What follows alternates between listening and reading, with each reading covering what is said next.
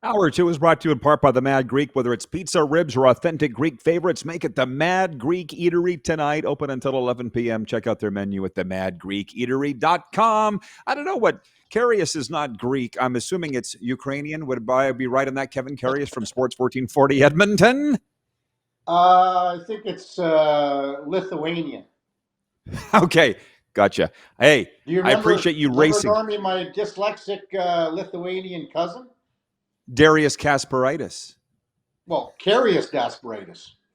Right.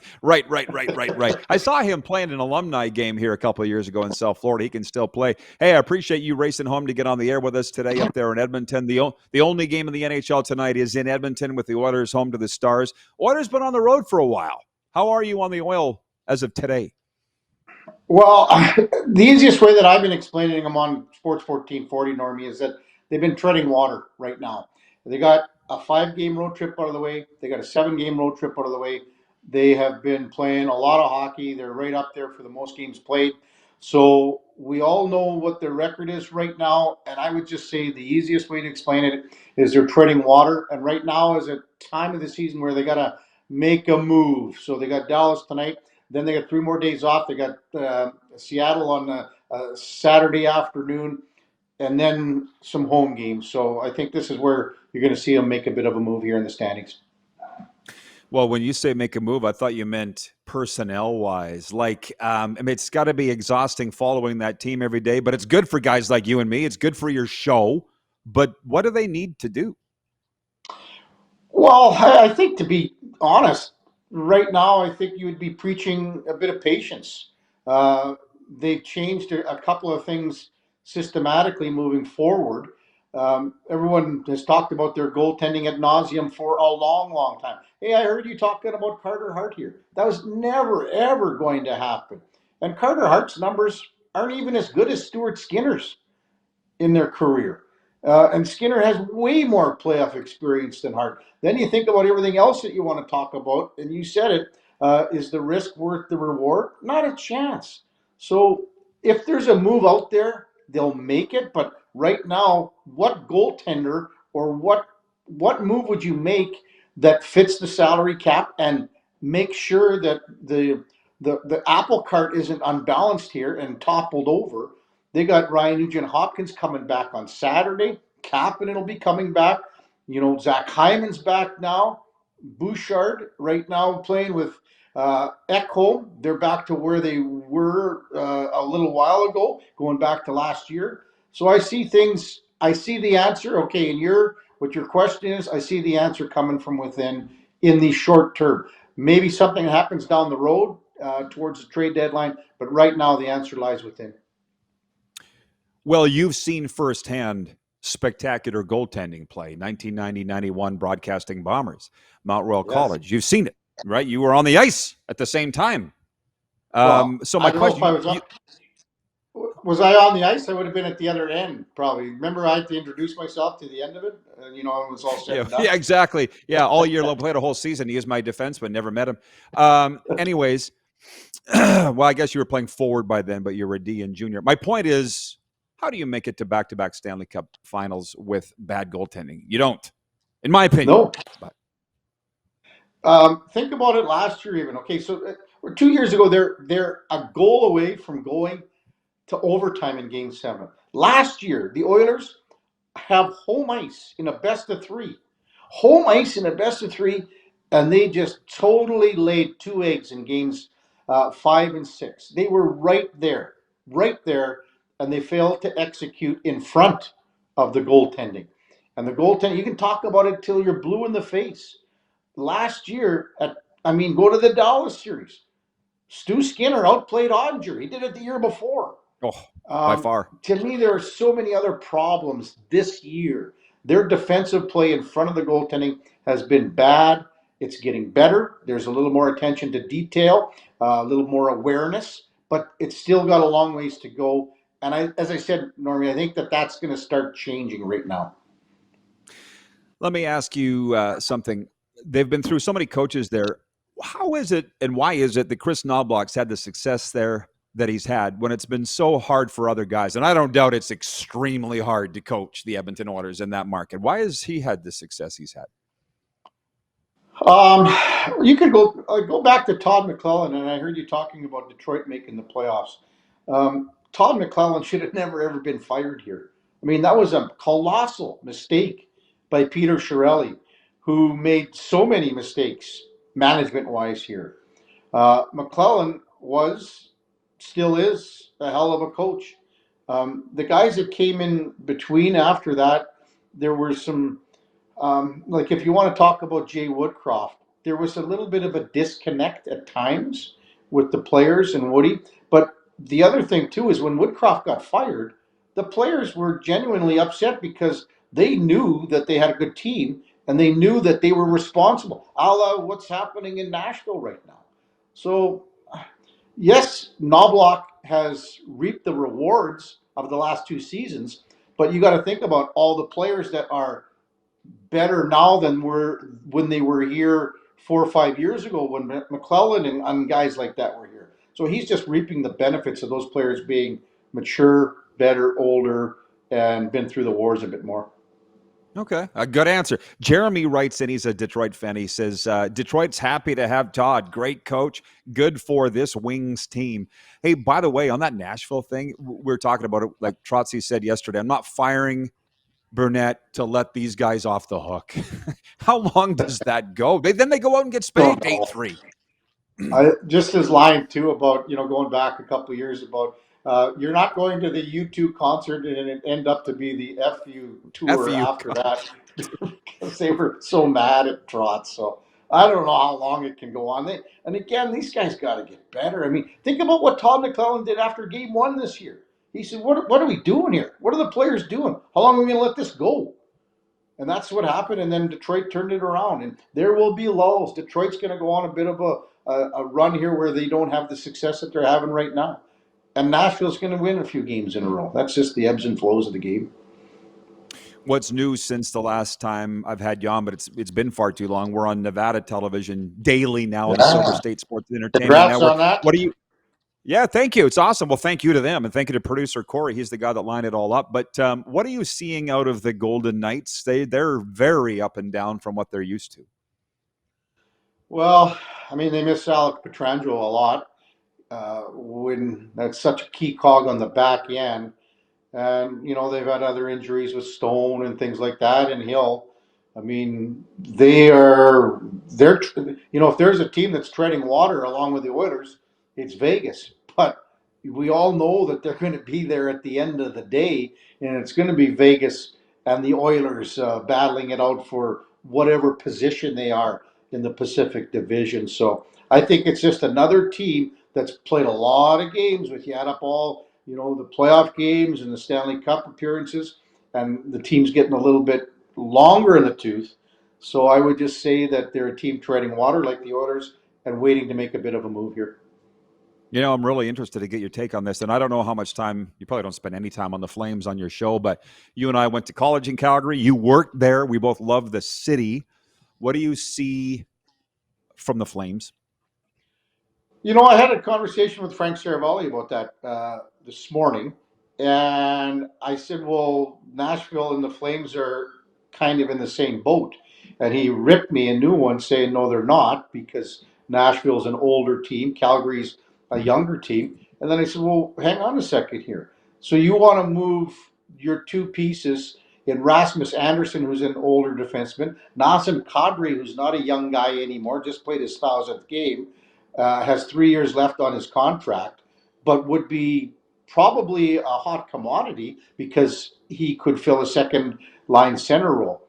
I just don't see his future in what the Flames have. He called, like Frank was saying about Zane Parekh being a number one defenseman. I don't see that in Parekh from what I've watched him so far this year. I think that they got a lot of work to do in Calgary. And the one thing that I will say that I mentioned, that they want to have a good team when they open the new building, and that's still a couple of years away. Oh, yeah. Well, and I read the quotes. I didn't see the interview with Maloney, but I read his interview with Eric Francis. I said you should call him Don Baloney because he didn't really say anything of substance. And he said that this was unexpected, their start, which I think it was for all of us. But in a guy in a higher ranking hockey position like that, you should know what you have as a team. For him to say this was unexpected, that didn't fly with me. What did you think of his interview and his comments? I get it both sides, and I see everyone talking about if you want to call it a power struggle or some sort of maybe just some friction between himself and Craig Conroy. Um, Maybe that's happening too because that's been discussed.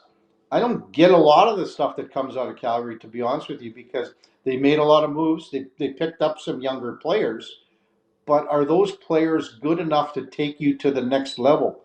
How many times have we seen if you don't have a number one or a number two or a number three draft pick that's you're drafted and developed and turned into a half-ass superstar, you got nothing. And they don't have that there. You could talk about Perek, but man, I think he's got so much, such a long way to go. It'll be interesting to see how they handle him moving forward here.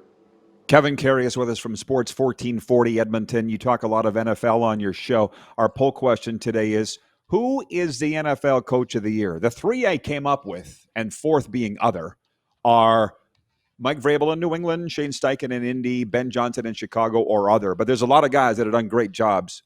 Who would you vote for right now? Mike Vrabel. That's who Yeah. I'd be going. Yeah.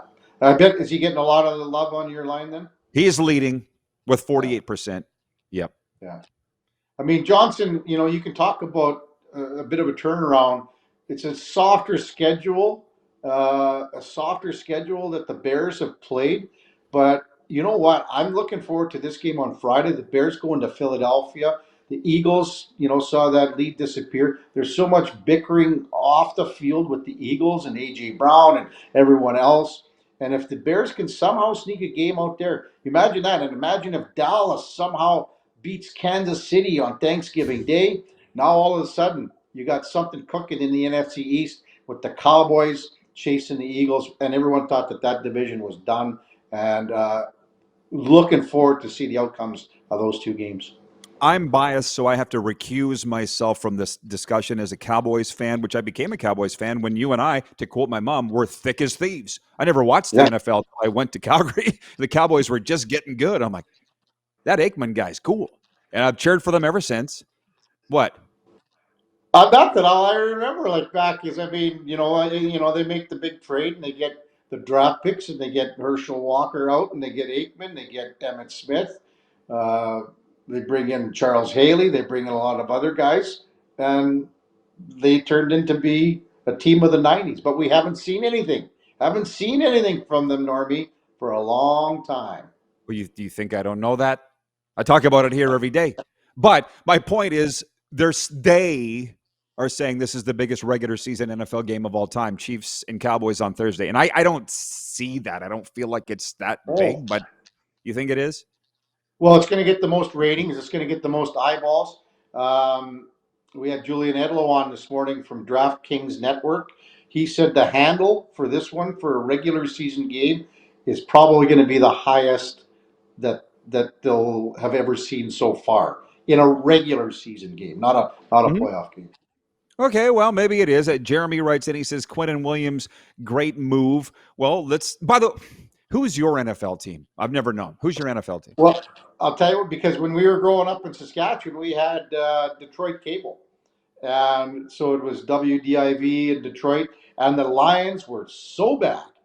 Oh, yeah. But for some reason, I started liking them because of guys like Chris Spielman and Wayne Fonts was the coach. So I liked them. And then, because of where things went, I did take a liking to San Diego, to the Chargers. But when they moved to LA, I just said, I can't move with you. So still, if I'm picking a team, it's the Lions. All right. What about Mort Krim and Carmen Harlan? And Mel Carr, superstar. Mel Farr, superstar. Mel Farr, right, Mel Farr. Sorry. Yeah. Here, Mel Farr Ford. We can't fly either, or whatever, how that commercial went. Yeah, Mort. Well, how about, what's his name? The guy that sold the. No, he was a news guy. Not Mort Krim, but the other guy, Billy Bonds. Remember Billy Bonds? Oh, yeah. Yeah. I think Billy Bonds and Mort Krim used to terrorize Detroit like you and I did the Oh, Electric Avenue back in the day. well, I'm going to tell a quick story with Billy Bonds. We came on the air that one time, and he just went like this: "Good evening, Detroit. My drinking problem has been well documented, Yeah. but we never went around murdering anyone." He goes, good evening, Detroit. The third murder this weekend, or whatever he says." Then he goes on and on and Oh, on. sounds like me at a 12-step meeting. That's why Mort Krim would just go away for a while. They Well, would never and explain where. Yeah. and Billy Bonds too, Normie. He was the guy that had.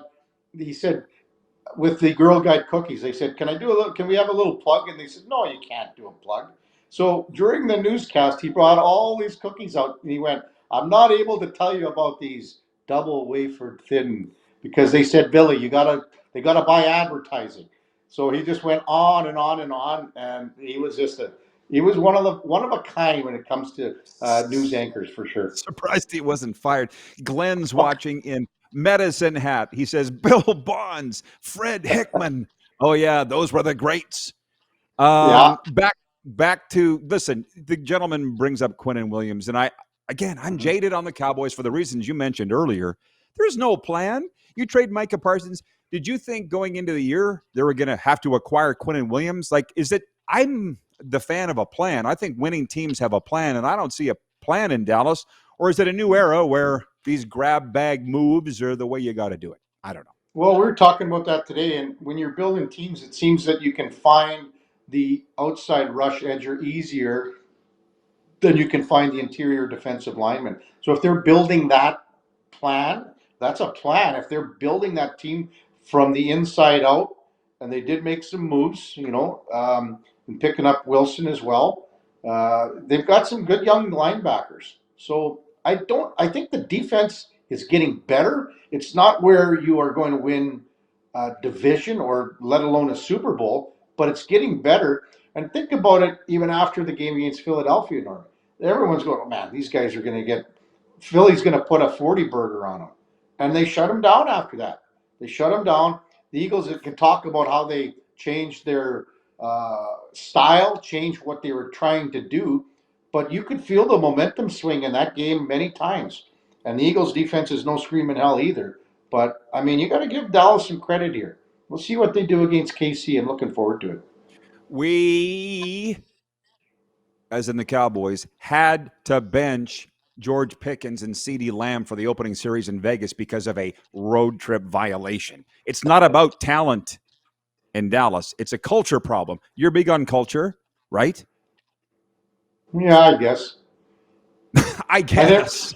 no one, Yeah. no, I always go like, when a new coach comes in, they always say, "Oh yeah, well, I'm going to bring in a new culture." Well, and I always want to ask, what's your definition of culture? So, what's Well, your definition of culture, Norm? we don't have time. We got 30 seconds. But Corey Mace did it in Saskatchewan, and your mom must be happy because her Riders won, Yes. right? The guy changed the culture. He did. She So it texted me can like happen. 1 second after the last play. Okay. I'm going to be with him Saturday night. I'll ask him how he did it. Okay. I'm coming home to speak with Lauren Mooner Mulligan and Corey With Mace. Mooner. It'll be fantastic. Yeah. Okay, Oh Kev. Thanks wow. for the time, Dickie. Enjoy the game Okay, tonight. Normie, take care, buddy. Have a good one. The fantastic Kevin Karius from Sports 1440 Edmonton. Check him out. We'll be coming right back with a sports update and viewer takeover here on Silver State Sports Entertainment Network and Game Plus TV.